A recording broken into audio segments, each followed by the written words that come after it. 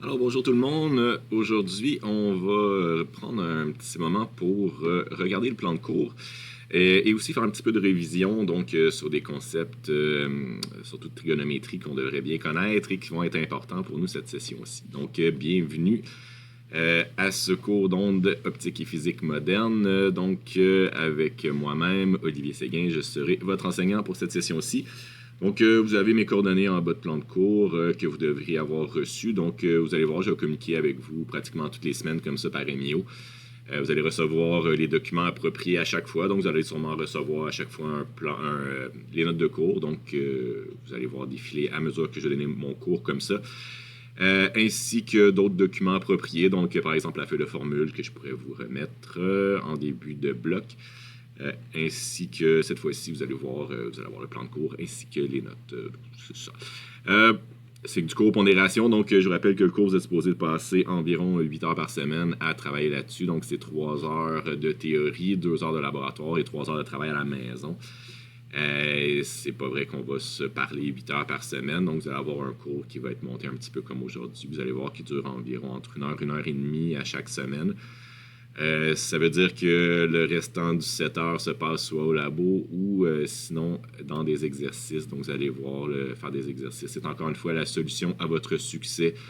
Il n'y a pas vraiment d'autres recettes miracles en physique. Hein. Écouter le cours, c'est une partie mineure de votre apprentissage.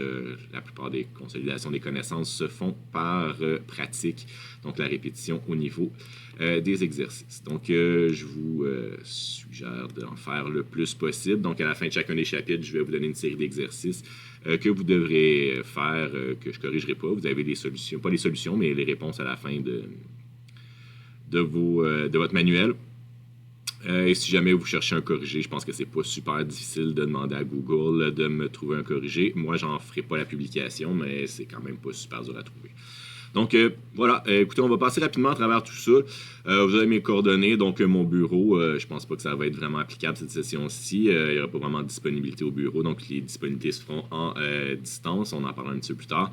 Donc, mon poste téléphonique aussi, pire chose à essayer de m'appeler. Mon casier, si jamais vous avez un document à me remettre, ça peut servir, donc le 1150. Sinon, la plupart des communications se font par Emio ou par Teams. Donc, vous pourrez m'écrire sur ces deux plateformes-là sans trop de problèmes. Donc, présentation du cours. Le seul préalable, vraiment, c'est le cours de mécanique. C'est sûr que c'est quand même bon d'avoir fait le cours d'électricité avant parce que, oui, on va parler surtout en physique moderne à la fin, beaucoup d'électrons et de principes d'incertitude liés à la faible masse de ces objets-là. Donc, c'est intéressant de savoir c'est quoi ces petites particules-là, mais bon, c'est pas essentiel. Mais ça va quand même aider si vous ne l'avez pas fait. Bon, je pense que vous devriez déjà savoir un petit peu c'est quoi un électron, donc on devrait quand même être capable de s'en sortir. Au niveau des contenus, je vais vous laisser lire ça. Donc, le cours, vous allez voir, il est vraiment découpé en 3 parties quand même assez distinctes. La première partie, ça va surtout être la mécanique ondulatoire, c'est-à-dire, au début, on commence par des oscillations simples, donc on va faire osciller des trucs sur un axe, puis après ça, on va regarder ce qu'est la mathématique de tout ça. Ensuite, on va faire déplacer cette oscillation-là pour en créer une onde. Puis après ça, dans le chapitre 3, on va appliquer ça aux ondes sonores. Donc ça, c'est le premier bloc, tout ça des ondes qu'on appelle de type mécanique. Ensuite, on va tomber dans les ondes électromagnétiques, donc le deuxième bloc à l'évaluation, donc tout ce qui est lumière et les ondes électromagnétiques avec les phénomènes d'interférence et toutes sortes de trucs très intéressants là-dedans. Et finalement, le dernier bloc, physique moderne, donc un petit peu plus surprenant, qui va nous amener à parler des modèles atomiques récents et toutes sortes de trucs quand même intéressants. Donc, c'est sans aucun doute mon bout préféré, ce petit bout-là à la fin, mais vous allez voir, le premier bloc est quand même un peu souffrant, mais après ça devient quand même pas mal plus agréable. Donc, je laisse lire les compétences, les contextes de réalisation. Là, vous savez, comme moi, que c'est un peu du blabla. Les objectifs du cours aussi, je vous laisse lire tout ça, mais c'est quand même classique pour les cours de sciences, donc il faut connaître les connaissances, les analyser et être capable de faire une représentation de tout ça. Donc, méthodologie, on va avoir des cours une fois par semaine qui seront des cours par YouTube. Donc, vous avez une petite vidéo comme vous avez aujourd'hui.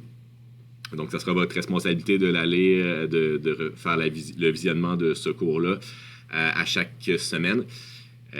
Si vous avez des questions, vous pouvez soit me les écrire par Emio directement ou vous pourrez, à chaque semaine, je vais convoquer une rencontre par groupe. Donc, j'en exposerai l'horaire un petit peu plus tard. On aura 1 heure par groupe par semaine que je vais vous appeler par Teams et que vous pourrez poser toutes vos questions que vous aurez à ce moment-là. Donc, si jamais il y a besoin de rencontres à l'extérieur de ça, on pourrait essayer, mais c'est sûr que là, après ça, je suis quand même limité dans le temps dans une semaine. Mais ça devrait quand même bien aller, cette session aussi. Donc, voilà, écoutez, comme je disais, on va faire les cours sur YouTube. Vous me communiquez par Emio ou par Teams. Les laboratoires sont faits en présentiel. Il y aura 4 laboratoires au niveau de la session. Ces laboratoires-là se feront tous en présentiel. La plupart individuels, quelques personnes pourront le faire en équipe. On va essayer d'occuper toutes les tables pour un maximum de distanciation. Mais c'est ça. Donc, avec la façon que le labo, l'horaire fait cette session-ci, j'ai la possibilité de faire 4 labos. Donc, c'est ce que j'ai prévu au plan de cours. J'espère qu'on va être capable de conserver le cap là-dessus. Si jamais il y a changement à tout ça, ben, on verra.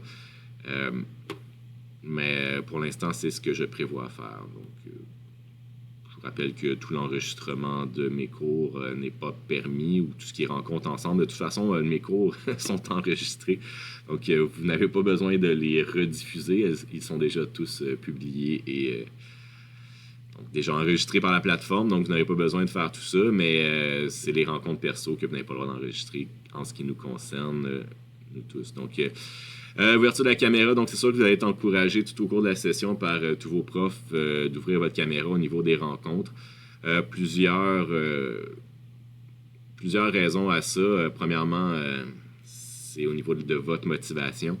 C'est sûr que quand on s'implique dans le cours, on se force à être assis devant notre ordi au lieu d'être couché dans notre lit. Ben, c'est sûr qu'on est un petit peu plus impliqué dans notre apprentissage. Donc ça, c'est la première raison. La deuxième, c'est tellement plate pour nous, les professeurs, d'avoir à parler à 16 petits carreaux noirs. On ne sait même pas si vous êtes là. Les micros sont fermés, les caméras sont fermées, donc on ne sait même pas s'il y a quelqu'un qui nous écoute finalement. Donc c'est vraiment déprimant. Donc, tout simplement, par solidarité pour la situation qui est difficile pour tout le monde, moi, je vous le demande. On sait qu'on n'a pas le droit de l'exiger, puis que c'est pas tout le temps possible. Donc, on sait que des fois, la situation à la maison fait qu'il y a beaucoup de bruit, puis que c'est pas tout le temps possible. Donc, on respecte ça, mais sachez que c'est beaucoup plus agréable si vous avez la possibilité d'ouvrir votre caméra à chaque fois qu'on se rencontre. Donc, voilà. Enregistrement des séances, je n'aurai pas enregistré vos séances. Il n'y aura pas d'évaluation à distance, donc j'ai laissé là quand même parce que c'est dans le gabarit du cégep. Ça, c'est la chose que j'ai dit tout à l'heure. Donc, voilà. Pour la séquence d'apprentissage, donc, comme je vous expliquais tout à l'heure, c'est séparé en 3 blocs. Donc, premier bloc qui va avoir une évaluation de 25% les oscillations, les ondes et les ondes sonores.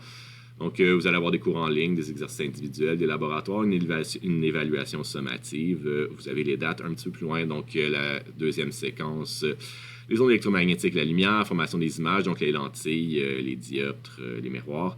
L'interférence de la lumière, donc on va voir que la lumière, comme tous les ondes, dans le fond, peuvent soit s'additionner ou se soustraire, donc phénomène d'interférence.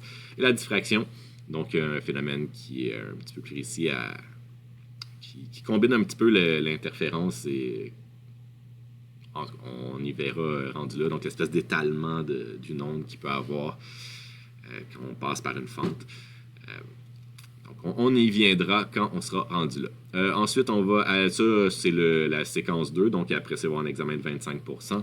La séquence 3, donc relativité restreinte, dualité de particules, mécanique quantique, physique atomique, donc tout ce qui est physique moderne. Encore une fois, on prévoit 5 semaines, mais ça risque de changer. Donc, cours en ligne, exercice individuel de laboratoire, évaluation sommative. Vous allez avoir une évaluation de 40% à la fin de la session. Donc, voilà. 4 laboratoires, 2,5% chacun qui sont réalisés en présentiel. J'ai pas mis beaucoup de points pour les laboratoires pour la simple raison qu'on les fait quasiment ensemble. Donc, c'est des laboratoires qu'on va vraiment compléter, je dirais, avec mon assistance. Donc, je voulais pas mettre trop de points là-dessus parce que vraiment, c'est des points qui me reviennent à moitié. Là, mais Au niveau du rapport, ça va être vous de le faire comme il faut, c'est sûr. Il n'y aura pas de rapport complet vraiment, mais il peut y avoir une analyse qui va être demandée de remis ultérieurement si ça n'a pas été le temps d'être terminé au niveau de la séance. Donc, j'ai prévu 4 labos. Encore une fois, on verra si on est capable de faire les 4. Selon l'horaire, ça rentre. Mais vous savez comme moi qu'il peut arriver n'importe quoi, puis les mesures de santé publique peuvent changer ça à tout moment. Donc, c'est ça qui est prévu pour l'instant. On garde en tête que c'est ça qu'on fait. S'il y a changement, vous serez averti le plus longtemps d'avance possible pour moi. Donc, des évaluations ensuite de 25% après le bloc 1 et le bloc 2. Et le bloc 3 donc, sera évalué à 40%, donc l'évaluation de fin de cours. C'est pas un examen récapitulatif, mais c'est évident qu'on travaille encore avec des ondes. Donc, si vous n'avez pas compris les ondes du chapitre 2, ben, ça va être très difficile à la fin. Donc, c'est comme d'habitude un cours de physique, c'est très cumulatif sans vraiment être récapitulatif. Ça le fait de façon naturelle. Pour ce qui est du calendrier, j'ai mis toutes les dates. C'était super agréable à faire de toutes les évaluations. Donc, vous serez séparés en 2 sous-groupes A et B comme la session passée. Donc, le sous-groupe A va faire les évaluations en premier, encore une fois, au niveau des labos. Pour ce qui est des évaluations sommatives, ça va nous affecter une seule fois, c'est-à-dire pour l'examen 2. Donc, je sais là, que vous allez crier encore une fois à l'injustice, comme quoi qu'il y a des gens qui vont faire l'examen avant d'autres. Vous avez raison, ce n'est pas juste et c'est comme ça. Vous avez sûrement gardé votre lettre de plainte de la session passée. Donc, vous pourrez vous en resservir encore pour encore une fois vous faire présenter le résultat que ça ne change rien. Mais libre à vous, là, ça ne change vraiment rien, honnêtement. Là. La session passée, mon sous-groupe qui a été le plus fort, ça a été ceux qui faisaient l'examen en premier. Mon sous-groupe qui a été le plus faible, ça a été le sous-groupe qui faisait l'examen en 5e. Donc, ça n'a aucune vraiment influence sur votre résultat final. Donc, je sais que ça donne moins de temps pour se préparer. Mais bon, on sera moins coincé que la session passée. Vous allez voir, là, on va décaler un petit peu on va détailler un petit peu les dates.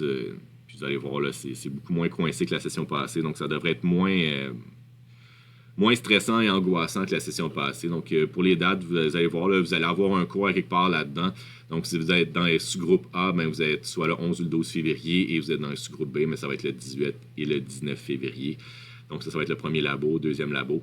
L'examen 1, ça va être pendant la semaine rouge, là, la première semaine, là, qui est semaine 7 et 8. Là, donc, j'ai pas reçu la date encore pour savoir quand est-ce là-dedans ça va être notre période. On devrait être capable de le faire tout le monde en même temps, par groupe. On verra. Là. Écoutez, je suis quand même sceptique par rapport à tout ça, mais pour l'instant, c'est ça qui est prévu. On verra qu'est-ce que ça donne rendu là. Donc, laboratoire 3, examen 2. Donc, c'est là où vous allez voir, il y a un petit décalage là, pour l'examen 2. Donc, c'est sûr que ceux qui vont faire l'examen le plus tôt, ça va être le 22 avril, et ceux qui font l'examen le plus tard, ça sera le 30 avril. Donc, ce qui n'est pas quand même quelque chose de si décalé. Là. Vous avez 8 jours entre le premier et le dernier, ce qui est quand même pas si grave. Et l'examen final, qui sera encore une fois dans la dernière semaine rouge de 40%, entre le 17 et le 31 mai. Les labos, vous n'aurez pas vraiment de préparation à faire pour ce qui est des labos. Peut-être que je vais essayer de faire des petites vidéos pour expliquer comment fonctionnent les laboratoires si j'ai le temps. Surtout au niveau de la spectrométrie là, ou spectroscopie. Là, c'est quand même difficile à expliquer sans que je puisse avoir accès à votre matériel. Là. On verra. Là, ce labo-là, je suis un peu plus sceptique à savoir si on va être capable de le réaliser, mais on va essayer. J'aimerais vraiment ça qu'on soit capable de le faire. Donc, au laboratoire, il va être possible de faire des travaux en équipe si vous portez le couvre-visage et des lunettes ou visières. Donc, ça prend les deux. Vous avez vu les nouveaux règlements du cégep, comme quoi ça va être le masque de procédure en tout temps dans le cégep. Donc, ça sera distribué au laboratoire si vous en avez pas. Donc, nous n'aurons pas de cours en présentiel, vraiment court. Ce sera tous des cours à distance. Ça sera que des séances d'évaluation et de laboratoire que nous aurons en présentiel, donc avec le masque de procédure à chaque fois. Donc, ces activités-là sont obligatoires et vous devrez conserver votre masque en tout temps. Donc, j'ai répété un petit peu plus les dates ici. Là, donc, pour les 2 premières semaines, vous n'aurez pas à vous présenter au cégep avec moi. Donc là, on se trouve à être la semaine 0. Donc, qu'est-ce qu'on fait aujourd'hui? On fait une activité en ligne, c'est-à-dire ce vidéo. Et si vous avez des questions, ça sera pour les dates que je vais vous présenter dans quelques minutes. Semaine prochaine, on commence pour vrai, donc avec le chapitre 1. Donc, chapitre 1 sur les oscillations. Ensuite, au chapitre 2, donc ça va au 11-12 février pour ceux qu'on va se rencontrer en présentiel. Donc, le premier lab pour les sous-groupes A, qui va être, comme je disais, corde vibrante tout à l'heure. Donc, je vous invite à regarder tout ça. Vous pouvez monter directement votre calendrier, tout ça. Ce n'est pas à moi de monter votre agenda, là. Souvent les demandes, est-ce que tu peux mettre les dates dans telle ou telle plateforme, là? Arrange-toi avec tes troubles, tu es capable de monter ton agenda, là. C'est important que tu sois capable de bien noter toutes tes dates, là, que tu peux faire. Moi, je les ai toutes détaillées ici, donc tu peux faire un copier-coller, là. Je les ai rentrées 2 fois déjà, je ne les rentrerai pas une 3, 4, 5e fois, là. Donc, tu es capable d'avoir tout ça. Donc, tout est planifié à la semaine près jusqu'à la fin de la session. Risque de changement s'il y a tempête de neige, etc. Là, mais pour l'instant, c'est ça. J'ai mis le 25% ici pour l'examen 1, juste pour ne pas le répéter, là, pour que le total donne bien 100%, mais lui, il ne faut pas le compter. Là, c'est le même examen ici. On devrait le faire tout le monde ensemble. C'est ça. Donc, c'est vraiment l'examen 2 là, que vous allez être décalé. Là. C'est le seul que vous allez avoir une petite différence entre la semaine 11 et la semaine 12. Donc, voilà. Bon, pour ce qui est des évaluations, donc si le français est vraiment trop affreux, je peux appliquer une pénalité jusqu'à 10%. Dans ce cours-ci, vous allez voir, surtout au niveau du dernier examen, je vais vous demander du texte un petit peu. Donc, il y a des concepts que je veux évaluer au niveau de la compréhension, puis ça se prête assez mal en physique moderne de vous demander de faire la mathématique de tout ça, comme c'est de la mathématique relativement avancée. Je vais plutôt vous demander de l'expliquer en termes de mots. Donc, je fais référence ici à la dualité onde-particule, par exemple. Donc, on va voir que la lumière est constituée à la fois d'une onde et d'une particule. C'est les deux à la fois, puis on a des expériences qui nous permettent de démontrer que les deux sont vrais.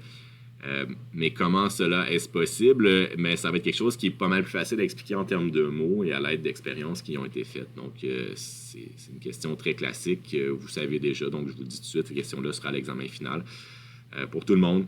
Donc, vous pouvez commencer à la pratiquer tout de suite si vous voulez. On en reparlera évidemment dans le cours. C'est sûr que c'est difficile de préparer quelque chose quand on n'a pas vu la matière encore. Ça viendra.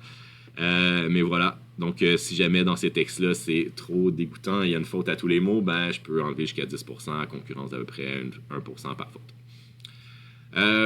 Donc présence au cours, à présence, un contrôle, un examen ou un laboratoire entraîne la note de 0 à moins qu'elle ait une pièce justificative. Donc, c'est sûr que ce contexte est particulier cette session-ci avec tout le COVID, mais ça me prend quand même une pièce justificative. Donc, que ce soit votre rapport de test ou quoi que ce soit, là, j'aimerais voir quelque chose pour, bien sûr, que vous ne me racontez pas des histoires.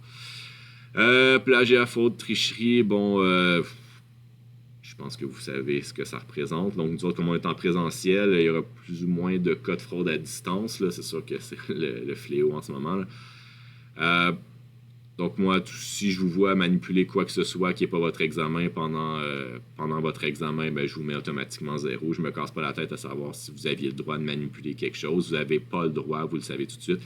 À l'examen, vous allez avoir droit à votre examen papier, crayon que je vous remets. Non, c'est pas vrai, les crayons, vous les amenez. Mais c'est le seul papier que vous avez devant vous, votre feuille de formule, je vais vous la remettre. Donc, vous n'avez pas besoin de traîner votre feuille de formule avec vous. Et vous n'avez pas droit à rien d'autre. Donc, si vous avez besoin de papier, vous levez la main, je vais venir vous emporter. Si vous avez besoin de fouiller dans votre sac d'école, levez la main pour que je vienne vérifier. Si je vous vois manipuler n'importe quoi durant votre examen, que ce soit votre montre intelligente, votre tablette, votre ordinateur, votre téléphone, tout ça est considéré comme de la tricherie, donc ça va entraîner automatiquement la note 0. Ce n'est pas drôle, mettre la note 0 à quelqu'un. Je n'aime pas ça faire ça. J'aimerais ne pas avoir à le faire, s'il vous plaît. Aussi, vos calculatrices très avancées sont interdites aux évaluations. Ceci n'est pas... certains pensent que c'est parce qu'on est contre le département de maths. C'est pas ça du tout, là.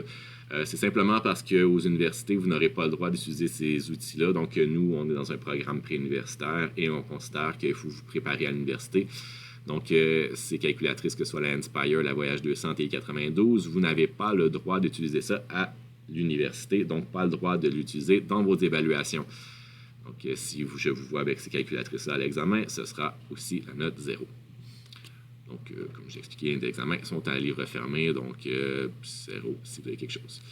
Les remises de travaux sont faites le plus rapidement possible. On essaie de respecter les 2 semaines, comme d'habitude.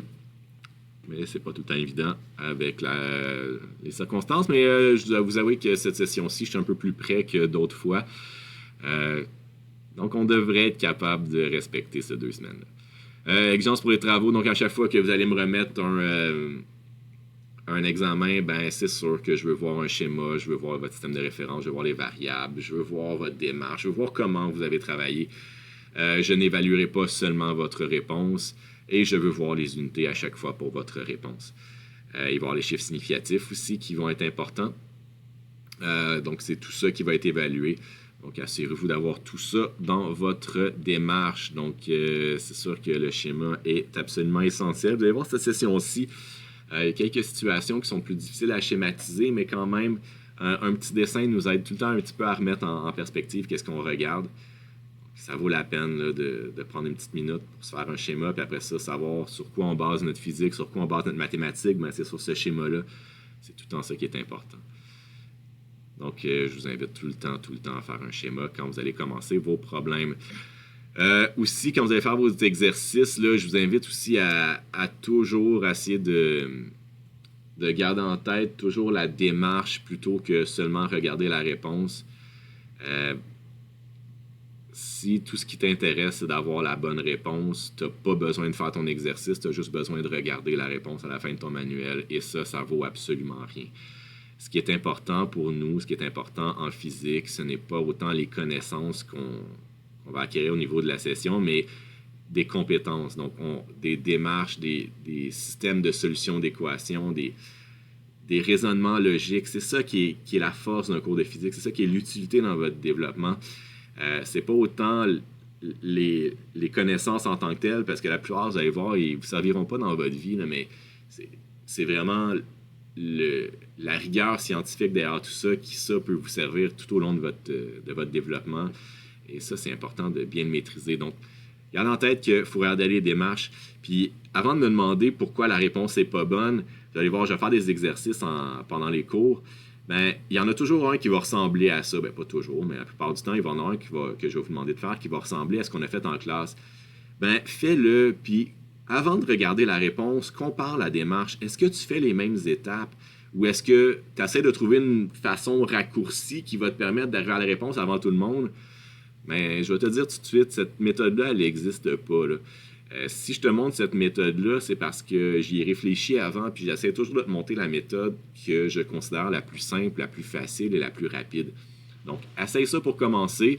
Et si tu trouves quelque chose de mieux après, ben tant mieux, mais commence par essayer ma façon pour commencer. Sinon, ben, je vais essayer de te référer tout le temps à ça. Donc, voilà. Donc, encadrement, je vais vous communiquer avec vous, comme je disais, presque une fois par semaine par MIO. Donc, vous allez avoir un lien souvent avec ce MIO-là vers un lien YouTube qui va être le lien sur cette vidéo que vous allez voir. Il va y avoir avec ça les notes de cours en format Word. Je vais souvent mettre les 2 versions, c'est-à-dire une version qui n'est pas commentée, puis une version que je suis capable d'écrire dessus. Donc, avec ma petite tablette, je suis capable d'écrire sur les documents maintenant. Donc, vous allez avoir les 2 versions. Il y en a qui aiment ça les imprimer, il y en a qui aiment ça annoter eux-mêmes dessus. Donc, c'est pour ça que j'en ai 2 versions où c'est pas obligatoire de les imprimer, pas du tout. À chaque semaine, donc je vais essayer de mettre ça en ligne les lundis, si possible pour moi, bien sûr. Et vous allez voir, là, chaque semaine, je vais vous appeler.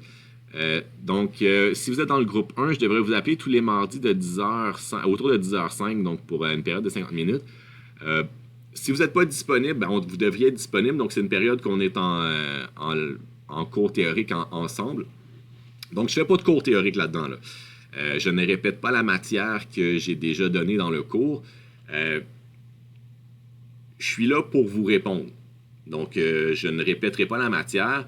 Je peux réexpliquer des trucs que vous avez mal compris, mais gardez en tête que si je l'ai expliqué comme ça, c'est parce que j'ai jugé que c'était la façon la mieux que je pouvais l'expliquer. Donc, je risque d'avoir tendance à répéter un petit peu ce que j'ai dit. essayez d'être précis dans vos questions. S'il y a une étape que vous ne comprenez pas, ben, visez ça, puis on va essayer d'y répondre. Donc, il n'y a pas de mauvaise question, là. Ça ne me dérange pas de répondre à toutes les questions qu'il y a là, mais gardez en tête que je ne serai pas là pour vraiment répéter le cours, mais vraiment de répondre à vos questions, répondre à vos exercices. On pourra faire des exercices ensemble si on sent le besoin. Je suis à votre service pendant cette période-là. Donc, vous devriez être disponible pendant ces groupes-là, qui sont réservés par groupe, là. Donc, groupe 1, je vais vous appeler à 10h05. Je les ai mis dans des périodes qui sont possibles pour moi aussi. Il faut garder en tête que moi, je suis à distance, mais mes enfants sont en présentiel. Donc, j'ai des moments que je dois aller les chercher et les reconduire à l'école. Donc, c'est pour ça que je les ai placés là. Puis, c'est les seuls moments que c'était vraiment possible de vous rencontrer à chaque semaine de façon très régulière. Donc, groupe 1, je vous rencontre le mardi à 10h05, le groupe 2 à 16h30, le groupe 3 à 12h50. Donc, comment ça va fonctionner? J'ouvre mon Teams, je fais un appel au groupe au complet. Donc, si vous êtes disponible, vous répondez. Si vous voulez me rencontrer, vous répondez. Si vous n'avez pas besoin de me rencontrer, si tout va bien cette semaine-là, vous n'êtes pas disponible tout simplement, vous ne répondez pas et il n'y a pas d'obligation. Je ne prends pas les présences là-dedans. Vous n'êtes pas obligé de jouer à l'hypocrite avec moi en vous connectant, en mettant la caméra fermée et de fermer votre micro. Il n'y a aucune plus-value à tout ça, à part gober de la bande passante à tout le monde. Donc, si vous n'êtes pas intéressé à me rencontrer, ne venez pas me rencontrer, là. Si vous voulez venir à toutes les semaines, vous êtes les bienvenus. Plus on va être, plus ça va être intéressant, évidemment. Et je vous invite très fortement à ouvrir votre caméra pendant ces séances-là. Toujours plus agréable pour moi. Donc, voilà. À chaque semaine, ça va avoir lieu. Peut-être on va couper ça pendant les semaines d'évaluation pour que ça soit juste pour tout le monde. Mais ça, on en reparle au niveau de la session. Donc, vous pouvez toujours m'écrire en tout temps par MIO ou par Teams. Il n'y aura jamais de problème par rapport à ça. Je vais vous répondre habituellement dans les 24 heures. Habituellement, je me prends une petite séance le matin là, à répondre à tout ça. Je m'attends d'avoir un petit peu moins, comme on va avoir des rencontres comme ça chaque semaine, mais libre à vous, là, si vous préférez des réponses par écrit, c'est bien correct. Sinon, ben, ça se fera là-dedans. Je vais toujours vous encourager, si vous m'envoyez des questions par MIO, de me prendre une photo de votre démarche. C'est toujours la meilleure façon de savoir où ce que vous en êtes et de bien vous aider, de bien cibler le problème, dans le fond, votre incompréhension. Écoute, je raconte tout le temps la même histoire là, qui m'est arrivée il y a quelques années. Là. J'ai une étudiante qui m'écrit en mécanique. C'est un problème de MRUA. Là. Il y a une locomotive qui avance d'un côté avec une voiture de l'autre côté, puis on demande à quelle position est-ce qu'il va avoir l'impact. Puis, ben, là, écoute, j'y réponds, là, il faut que tu fasses un MRUA avec lui, l'autre à vitesse constante, fait que c'est un MRU, blablabla, mettre le temps. Écoute, j'y réponds, ça me prend une demi-page. Elle me répond, ouais, non, tout ça, ça va, c'est juste savoir c'est quoi une locomotive. Ben, écoute, si j'avais vu ta démarche, j'aurais su que ton problème, c'est juste que tu n'as pas cherché dans le dictionnaire un mot. Quand je sais où tu en es et tu m'envoies la photo de ta démarche, c'est super facile pour moi de savoir où il est le problème. S'il y a une petite erreur, je suis capable de le voir. C'est beaucoup plus facile que juste parler dans le vide puis pas savoir où on est rendu. Donc, je vous encourage de prendre une petite photo avec votre téléphone, joindre ça à votre MIO. Si vous ne le faites pas, de toute façon, je vais vous le demander de le faire. Donc, photo, s'il te plaît, de ta démarche. Et puis, après ça, ça va être beaucoup plus facile pour moi de répondre et de t'aider. Donc, voilà. Aussi, vous allez voir, si vous m'écrivez, là, j'ai une tendance bien avouée de répondre à vos questions parfois par une question. Là. C'est pas parce que je veux vous niaiser, c'est pas parce que je veux vous faire perdre votre temps, c'est parce que mon but est ultimement de pas juste vous aider à faire ce numéro-là, mais bien de toutes les faire. Donc, essayez de développer votre raisonnement pour vous amener vers une attitude envers vos exercices que vous allez vous rendre compte que finalement, tous les exercices sont pareils. Là. C'est juste le lire comme il faut, sortir les données, puis après ça, plugger ça dans une formule, mais bien la choisir, puis après ça, suivre la démarche. C'est tout le temps ça. Moi, je lis tous les exercices qu'il y a dans votre livre de physique, puis j'ai un peu ce raisonnement-là. Je sais que c'est difficile, là, j'en ai fait plus que vous autres. Puis il n'y a personne qui va vous faire croire que c'est facile un cours de physique, mais si vous le voyez vraiment exercice par exercice, ça va toujours être extrêmement difficile. Puis vous voyez tout le temps ça comme situation particulière, ça devient très lourd, puis c'est ça que j'aimerais que vous évitiez. Donc, puis arrêtez de se concentrer juste sur la réponse, mais voir ça comme une démarche. Donc ça va venir avec le temps, puis on va essayer de faire du renforcement le plus possible là-dessus. Donc, si jamais il y a des questions, vous allez avoir ces périodes-là bien réservées jusqu'à vous. Il y en a certaines que je vais être capable d'étirer un petit peu, d'autres que je vais être coincé dans le temps. On verra en temps et lieu s'il y a besoin d'allonger ça ou pas. Là. Donc, voilà pour ça. Si on continue, la médiagraphie, donc l'ouvrage obligatoire, donc c'est le livre de Harris Benson, donc Physique 3 en optique et physique moderne. Là, j'aurais dû vous le montrer, je ne l'ai pas avec moi. Donc, disponible à la coop. Ça fait quand même quelques années que je l'utilise, donc il ne devrait pas être difficile à trouver de façon usagée. Je vous invite à conserver votre livre de mécanique si vous l'avez encore. Il y a une petite section qui va être utile pour nous, surtout au début en termes des moments d'inertie. Donc, on va travailler avec les pendules. Les pendules, c'est une masse qui oscille autour d'un axe de rotation. Donc, est-ce que vous vous rappelez, c'est quoi un moment de force? Ben, à chaque fois qu'on a une force sur un axe de rotation, ça tient compte de ça. Puis si on a un moment de force, mais après ça, on fait tourner ça, ben, ça nous prend le moment d'inertie de notre objet. Est-ce que vous vous rappelez qu'est-ce que ça veut dire, tout ça que je viens de vous dire? Eh bien, on verra. Sinon, peut-être que ça va prendre un petit peu de relecture de votre chapitre 1, de votre... c'est pas le chapitre 1 du tout, là, c'est dans les chapitres 9 environ, là. Peut-être même 10, dans votre manuel de mécanique. Donc, allez revoir ça si jamais vous sentez le besoin. Donc, voilà pour ce qui est du plan de cours. Si jamais des questions, je vous invite à les adresser. Sinon, ben, je voulais faire quelques petits trucs avec vous aujourd'hui. Donc, je voulais faire un petit peu de révision, c'est-à-dire ce que j'ai appelé le chapitre 0. Mais juste avant ça, pourquoi on fait ça? Dans le chapitre 1, nous, on va faire le mouvement des oscillations. Donc, les oscillations, c'est quoi? Imaginez-vous une masse qui est suspendue à un ressort. Si on prend cette masse-là et on la décale de sa position d'équilibre, la position d'équilibre qui serait la ligne horizontale ici, qui est l'axe du temps. Si je la laisse là, je ne la bouge pas, cette masse-là va être stable. Elle ne bougera pas en fonction du temps. Tandis que si je la soulève un peu et je la relâche, qu'est-ce qu'elle va faire, cette masse-là? Bien, c'est qu'elle va osciller entre sa position que je l'ai amenée, ce qu'on va appeler l'amplitude, et elle va décaler entre ces deux positions-là et créer un mouvement d'oscillation, donc un mouvement de va-et-vient de haut en bas. À mesure que le temps va avancer, ce mouvement d'oscillation-là va créer un sinus à travers le temps. Donc, c'est ça. Mon objet fait juste monter et descendre, mais si j'avance le temps, donc je fais défiler le papier là, qui est derrière, qu'est-ce que ça va dessiner sur le papier? Mais ça va dessiner ce sinus-là, qui va être mon mouvement d'oscillation. Donc, vous allez voir, le chapitre 1, là, c'est uniquement ça, c'est uniquement ce mouvement-là d'oscillation. Donc, un mouvement de va-et-vient qui va entre deux positions super confinées. Donc, c'est que ça. Mais ce qui est compliqué, c'est qu'après ça, on travaille tout ça en termes de ce mouvement d'oscillation-là qui est une fonction sinusoïdale.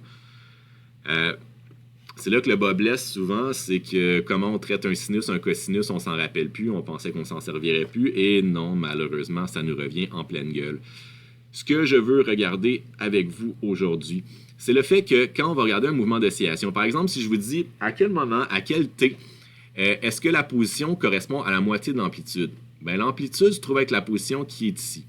Donc, la moitié de l'amplitude correspondrait à la position qui serait ici, donc 0,5 fois notre amplitude. Ce qui nous amène à... Je ne peut-être pas ça par-dessus comme ça parce qu'on ne le voit pas bien. Mais cette position-là, ici, là, on le voit que notre sinus va franchir cette position-là ici. Mais ça va arriver une autre fois ici.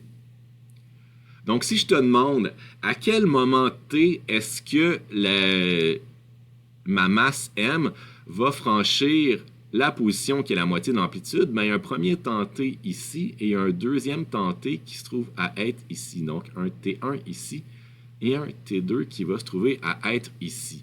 Lequel des deux qui est bon? Bien, il y en a un qui va faire que ma masse est en train de monter, donc mon mouvement d'oscillation toujours de haut vers le bas. Si je me trouve à être ici, bien, ma masse est en train de monter. Tandis que quand je me trouve ici, ma masse est en train de descendre. Par contre, les deux sont vrais. Donc, il y a deux moments où la position se trouve à être la moitié de l'amplitude. C'est ça que je vais faire avec vous aujourd'hui. Comment trouver ces deux réponses-là? Parce qu'il y a une méthode, il y a une façon qu'on va être capable de trouver ces deux méthodes-là, et c'est ce que je veux qu'on fasse ensemble dans ce que j'ai appelé le chapitre 0. Donc, chapitre 0, rappel sur les fonctions trigonométriques inverses. Je vous rappelle que sur notre cercle trigonométrique, on a des coordonnées x qui correspondent à notre cosinus et les coordonnées y qui correspondent à notre sinus. À chaque fois qu'on va devoir définir un angle θ défini par rapport à l'axe des x dans le sens antihoraire, et c'est cet angle-là qui va nous permettre d'avoir quel est notre sinus, notre cosinus. On peut avoir des quantités qui peuvent être positives comme négatives, mais des quantités qui ne dépasseront jamais 1. Donc ici, on se trouve à être en y la quantité 1. Ici, on se trouve à être la quantité 1. Ici, on se trouve à être la quantité en y moins 1. Et ici, on se trouve à être la quantité en x qui est moins 1. Donc, c'est les limites qu'on a de notre fonction. On ne pourra jamais dépasser ces limites-là. Donc, c'est ce qu'on doit faire aujourd'hui. Donc, premier exemple, si jamais j'ai un sinus de θ qui est égal à 0,5, donc 0,50, θ, ça vaut quoi? Donc, si tu le présentes ta calculatrice va donner comme résultat θ est égal à 30 degrés. Donc, je l'ai fait en degrés ici, j'aurais pu le faire en radian, là, ça ne change absolument rien. Mais ce qui est important de savoir, c'est que si tu me donnes ça comme réponse, ben, tu vas avoir la moitié de tes points parce que tu as la moitié de ta réponse. Donc, je te rappelle que le sinus correspond à la quantité y. Donc, comme ici, sur mon sinus, je vois bien que j'avais une quantité ici qui serait une réponse, mais il y a une autre quantité ici qui donnerait la même hauteur. Donc, si je me trouve à être à 0,5, ben, mon 0,5, dans le fond, là, j'étais un petit peu en bas de 0,5. C'est une quantité un peu générale. J'ai pris la figure dans votre manuel. Donc, mon angle alpha, qui est mon 30 degrés ici, ben, j'ai une deuxième réponse qui est la même hauteur. Donc, c'est ça mon sinus. C'est cette hauteur-là qui est là et la hauteur-là qui est là. Pour le sinus, ce que je veux, c'est avoir la même coordonnée y. Donc, ces deux trucs-là me donnent la même réponse. Mais on voit que l'angle ici, c'est l'angle alpha, qui est simplement ça ici. Et l'autre, c'est l'angle bêta, qui est tout ça ici. Donc, c'est important d'avoir ces deux valeurs d'angle-là. Votre calculatrice vous donne seulement une des deux valeurs, mais nous, ça nous prend la deuxième valeur. Donc, comment on va l'interpréter? Ben, c'est pas difficile. On voit que pour avoir la même hauteur, ben, on va avoir un 180, donc l'angle supplémentaire. 180 moins l'angle alpha, donc mon alpha se retrouve ici. Donc, si je vais avoir mon deuxième angle, donc θ1 va être égal à mon alpha sur mon dessin ici, qui est égal à 30 degrés. Moi, je préfère travailler en termes de θ1, θ2. Dans votre manuel, ils ont mis l'alpha bêta, c'est pour ça que j'ai conservé les mêmes notations. Donc, mon θ2 va être égal à mon bêta, qui va être égal à 180 moins θ1, qui va être égal à 150 degrés. Donc, maintenant, après ça, ça va être de savoir, là, c'est les deux réponses qui sont possibles. Laquelle des deux qui est bonne, ça va dépendre de ma situation. Pour l'instant, il n'y a aucune façon de savoir. Ce qui est important aujourd'hui, c'est de se rappeler qu'il y a deux réponses. Donc là, il faut être capable avec une fonction sinus moins 1, c'est quoi la première réponse? Donc, c'est de la calculatrice, ça va. Mais la deuxième, c'est quoi? Ben, pas compliqué, on fait 180 moins θ1. Si on l'a en radian, ben, si on est en radian, ben, on ferait pi moins θ1, qui me donnerait mon θ2. Donc, ça, c'est en rad.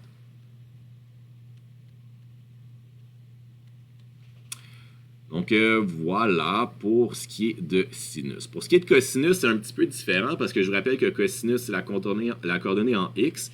Donc, ce qu'on veut ici, c'est que la coordonnée ici en x corresponde à la coordonnée en x ici de l'autre côté. Parce que les deux donnent la même coordonnée en x. Donc, c'est un petit peu différent. Donc, si j'ai un cos de 0,5 degrés, θ vaut quoi? Ben, si je mets dans ma calculatrice, la première réponse que ma calculatrice me donne, c'est 60 degrés. Mais en réalité, ça, c'est mon θ1. Donc, c'est mon alpha. Ma deuxième réponse, ça va être quoi? Pour avoir la même coordonnée x, ben, il faut que je prenne l'angle total, donc le 360 degrés, et j'y soustrais mon θ1. Donc, si j'enlève à 360 degrés mon alpha, je me retrouve à avoir mon angle θ2 qui vaut ici 300 degrés. Donc, c'est un exemple quelconque, mais c'est toujours ça la règle. Donc, pour sinus, on fait 180 moins le premier angle. Pour le cosinus, on fait 360 moins le premier angle. Ou si on veut le faire en radian, ben on va avoir notre 2pi moins θ1 qui va être égal à θ2. Donc, ça, c'est en rad. Donc, voilà pour notre cosinus. Dernier exemple, c'est un tan. Ben, mettons, j'ai tan égal à 1. Qu'est-ce que je fais? Ben, je vous rappelle que la fonction tangente, elle a deux réponses qui sont miroirs. Donc, la fonction tangente est une fonction cyclique, comme toutes les fonctions trigonométriques, mais le domaine de solution de la fonction tangente est vraiment sur 180 degrés au lieu de 360. Donc, il faut être extra prudent avec celle-là. On va en parler quelques fois durant la session, là. Donc, si je fais un tan de θ, je le fais un tan à la moins 1. Ça me donne 45 degrés. Donc, ça, c'est mon alpha. Si je veux avoir la deuxième valeur, ben là, il faut que je fasse le miroir. Donc, le miroir de ça, c'est ajouter un demi-tour, donc 180 degrés. Donc là, c'est 180 plus θ1, donc pas moins comme avec le sinus. Ou si on le faisait en radian, ben ça serait pi plus θ1, qui serait égal à θ2. Donc, ça, c'est en rad. Voilà. Très important, à chaque fois qu'on utilise une fonction trigonométrique inverse, exemple sinus moins 1, on aura toujours deux valeurs θ à trouver. Ça, c'est la clé de ce qu'on a à faire aujourd'hui. Ah, puis dernière petite affaire, si jamais je te dis sin moins 1 de θ est égal à 2,5,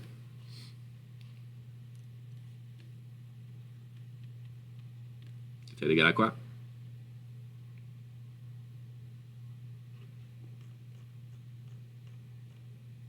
Sinus peut aller de quoi à quoi? Entre moins 1 et 1.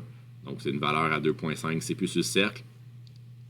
Dès qu'on a un sinus ou un cosinus qui est plus grand que 1, on n'a pas de solution. Donc, on n'a rien du tout ici. Fais attention, le domaine pour le sinus et le cosinus, c'est entre moins 1 et 1. Pour la tangente, c'est l'infini. Donc là, il n'y a pas de limite. On peut avoir vraiment on a des rapports là, entre la variation du sinus et le cosinus. Donc, on peut avoir des valeurs qui varient de moins l'infini à plus l'infini. Donc voilà, c'est ce que j'ai à faire avec vous pour aujourd'hui. On se reparle si vous avez des questions, soit mardi ou mercredi. Sinon, je vous souhaite une excellente semaine et au plaisir de vous revoir en présence très bientôt.